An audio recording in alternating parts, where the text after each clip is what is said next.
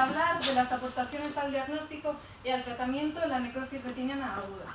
Tengo que dar las gracias al doctor Sorribas y al doctor Severiano Campos por facilitarme un caso para poder ilustraros mejor esta patología.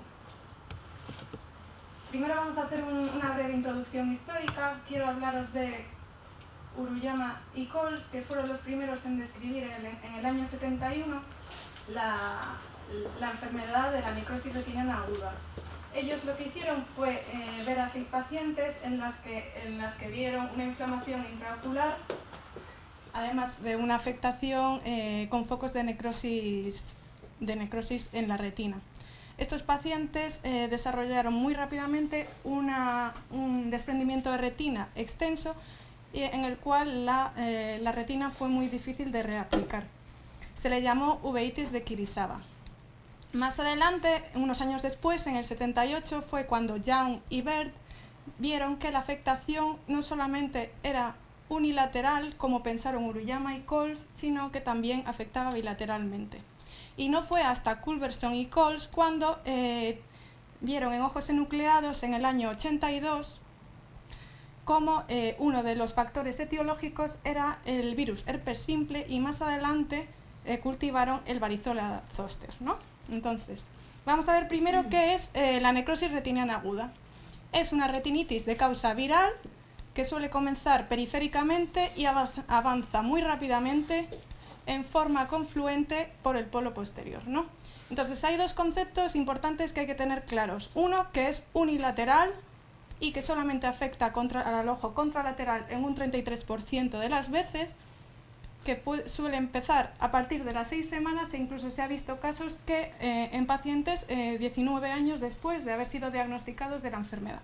Y después, que son en la mayoría inmunocompetentes, y se ha visto casos mínimos, menores, de pacientes inmunodeprimidos, sobre todo asociados al SIDA. La etiología, la familia que tiene que ver en este proceso es el herpes virus. La mayoría, un 70%, son los virus varicela zoster, que son pacientes ancianos en su mayoría. También encontramos el virus herpes simple 1 y 2, que está más asociado a gente jóvenes. Aquí no quiere decir que el tipo 1 tenga que estar concretamente asociado a una encefalitis, sino que puede ser más frecuente, aunque dentro de la infrecuencia y de la rareza, ¿no?, que el tipo 1 se desarrolle después de una encefalitis o incluso simultáneamente. Y el tipo 2 puede estar asociado a una meningitis. Del citomegalovirus y el virus de Steinbach, decir que son mucho más raros. Epidemiología. En principio, hay que decir que es una enfermedad muy rara, que aparece en un caso cada 2 millones de habitantes al año. Y puede aparecer en cualquier edad, aunque sí que es verdad que hay una forma bifásica, ¿no?, y sobre todo con más tendencia entre los 20 y 60 años, edades medias. El virus varicela zoster y el herpes simple 1 afectan entre los 50 y 60 años, y el herpes simple 2 a edades más tempranas. Se ha visto un leve incremento en los varones respecto a las mujeres. La clínica, pues la clínica es muy inespecífica. El paciente puede acudir por un eritema conjuntival, fotofobia, dolor ocular, elevación de la presión ocular en las primeras semanas, que empieza a disminuir. Esto es debido porque aparece en un principio una uveitis granulomatosa herpética, visión borrosa, miodesopsias, disminución de la agudeza visual. Aquí vemos una imagen de las miodesopsias, ¿no? Aquí voy a hablar un poco de los signos que podemos encontrar. En un principio puede venir el paciente con una escleritis, una episcleritis, con una uveitis granulomatosa anterior. En esta imagen inferior vemos cómo si le realizamos un fondo de ojo puede tener una extensa vitritis, que incluso lo deja apreciar el polo posterior. Y aquí una afectación de los vasos, sobre todo periféricos, que es bastante característico. Es decir, que la uveitis granulomatosa y la vitritis son hallazgos casi constantes. Aquí vemos ya unos focos de placas de necrosis que empiezan a avanzar. pasado el tiempo, la retina se empieza a adelgazar, se atrofia y lo que hace es, en la angiografía fluoresceínica, ver zonas de no perfusión que incluso pueden llevar a un glaucoma neovascular, ¿no? Y aquí en esta imagen vemos un desprendimiento de retina, que sería la fase final de este proceso. ¿Qué podemos hacer para el diagnóstico? Pues la base del tratamiento, la base del diagnóstico de esta enfermedad, de esta patología, es clínico. Además, existen unos criterios diagnósticos en los que nos podemos apoyar de la American Uveitis Society, ¿no?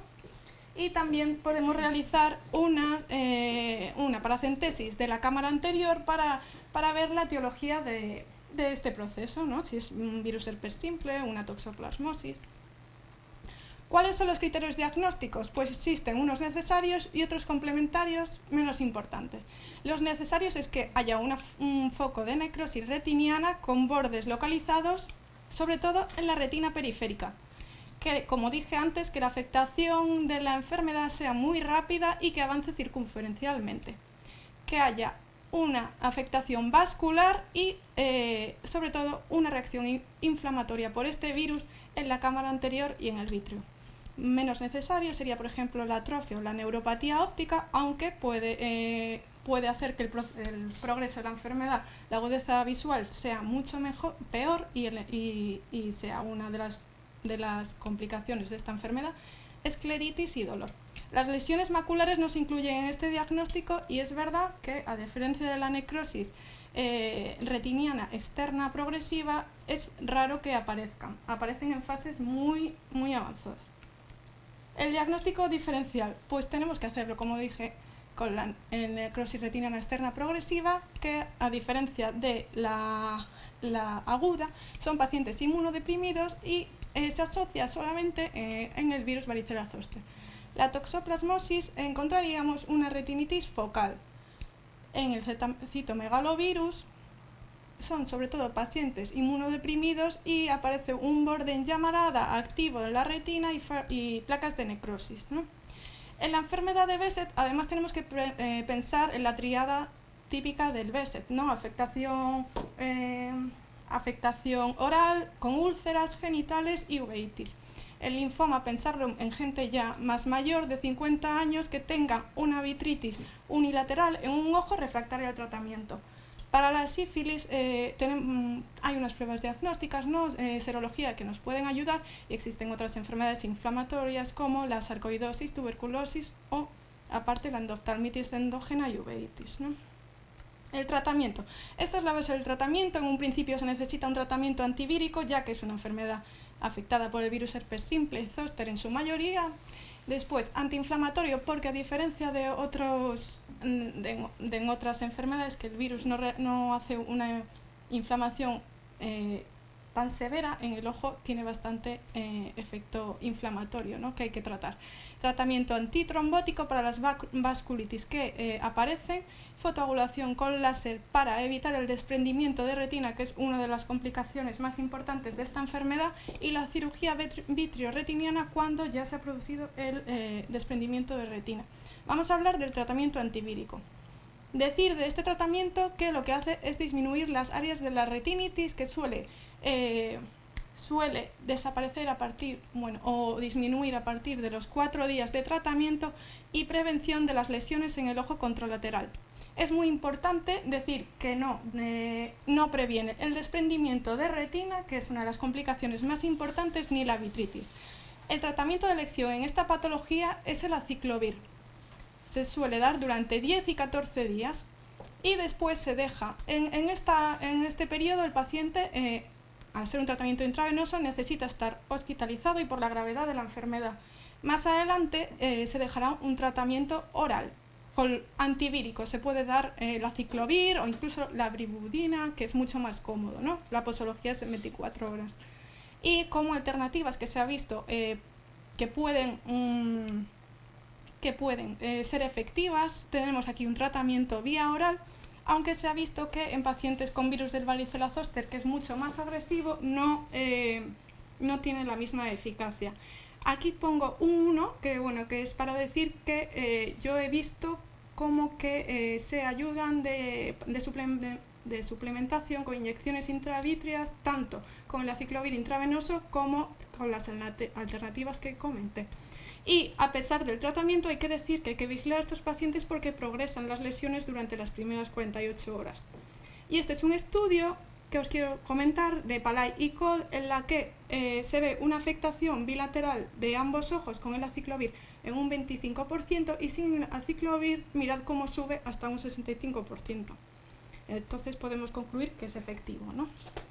Tratamiento antiinflamatorio, pues en un principio hablar de los corticoides tópicos, sobre todo si hay una uveitis anterior, y corticoides sistémicos. Hay que administrarlos 24-48 horas después de iniciar el tratamiento antivírico. Está sobre todo indicado en casos graves que haya afectación de neuritis óptica, ¿no? Y contraindicada los corticoides sistémicos, lógicamente, en pacientes que tengan una inmunodepresión. El tratamiento antitrombótico. Bueno, pues este tratamiento, como hablamos, para la vasculitis oclusiva se comienza con una dosis de aspirina de 100 miligramos día, y en casos más severos que encontremos virus varicela zoster hay que subir un poquito la dosis, ¿vale? La tabla. Aquí hice una pequeña tabla para tener más claro el tratamiento, ¿no?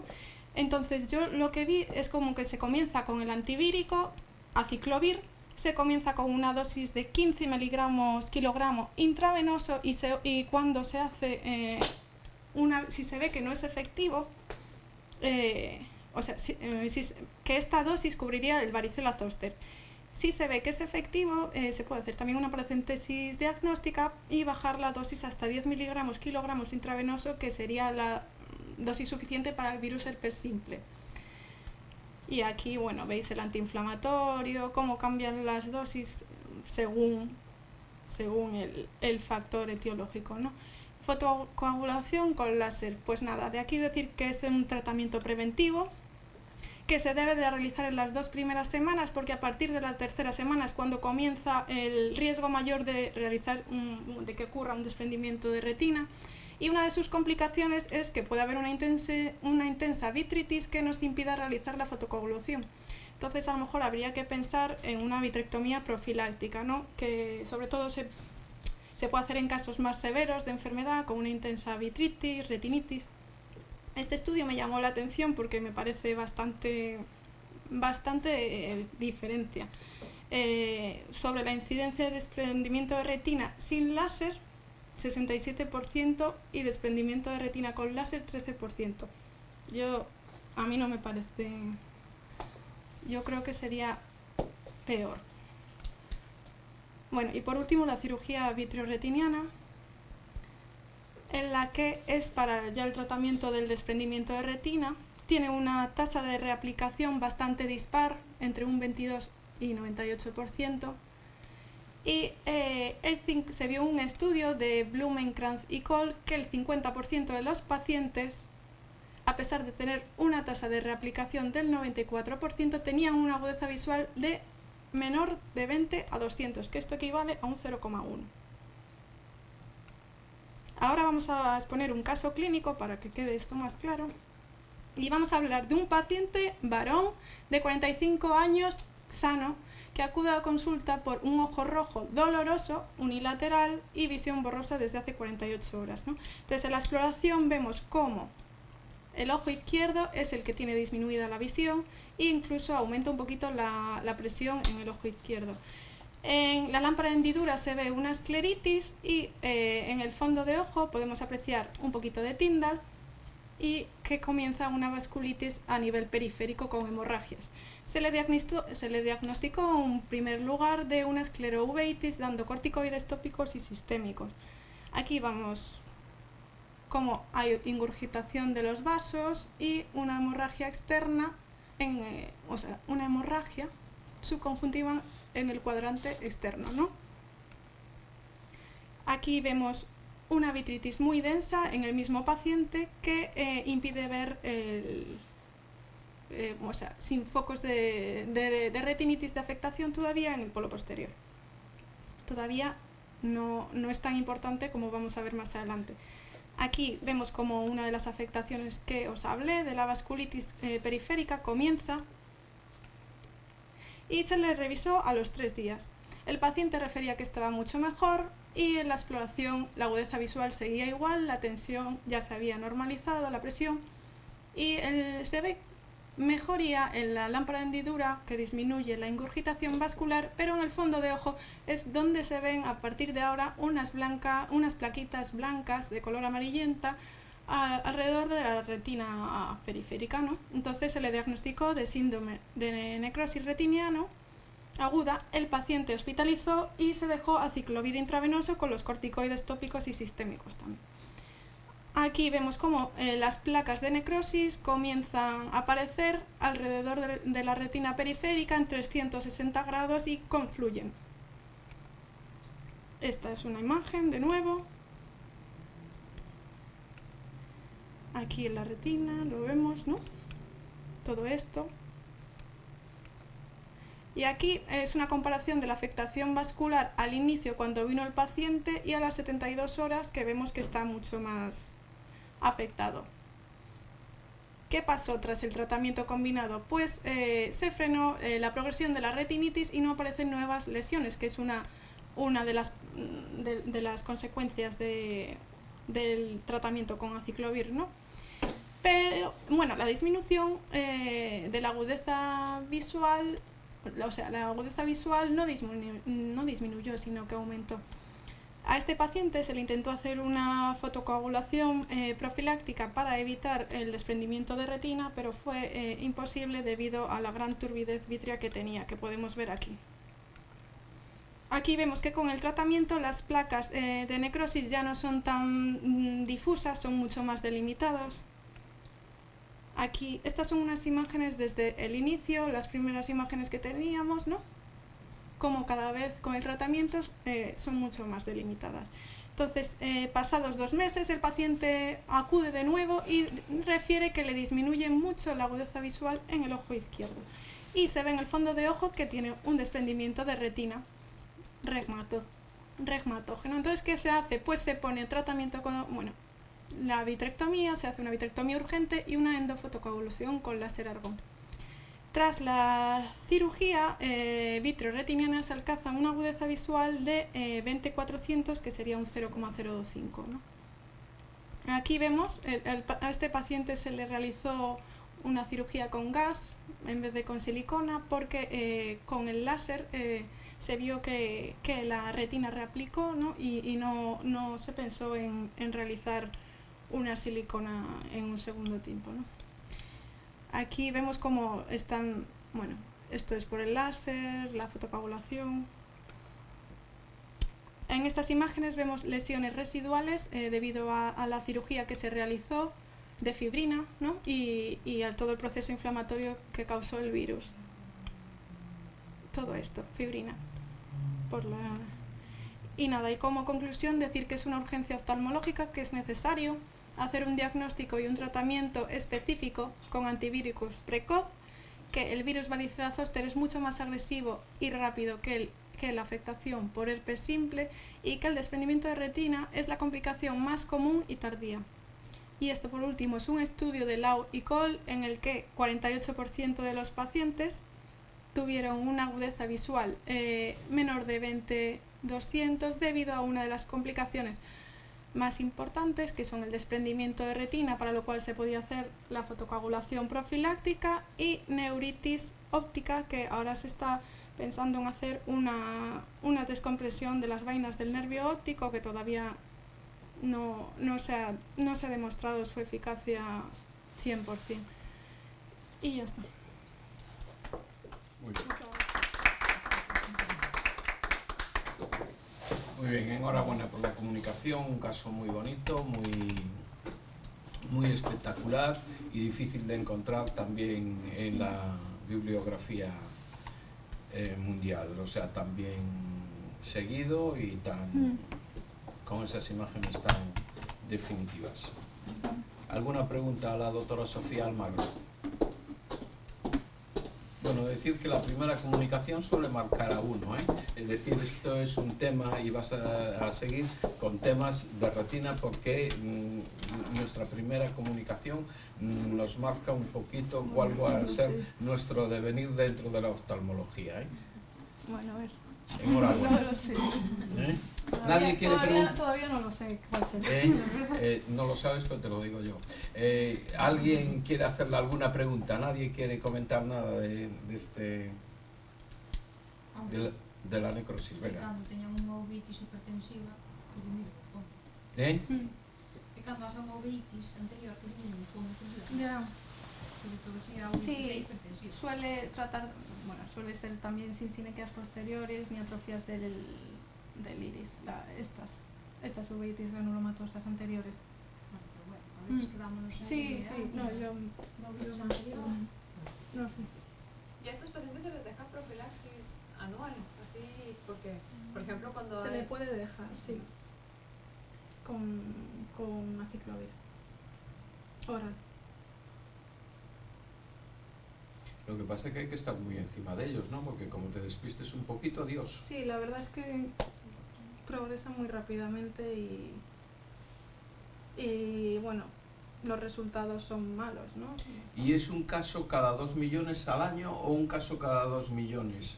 Quiero decir, porque entonces en Galicia aquí pues no nos vuelve a tocar otro hasta dentro de no sé cuánto, ¿no? Quiero decir, Es un caso cada 2 millones de habitantes al año. al año. O sea que nosotros en 10 años Es en bastante Galicia... infrecuente, pero es muy grave. Ya nos ha tocado entonces. Bueno, ¿Eh? Ya nos ha tocado. sí. Ya no nos vuelve a tocar. Bueno.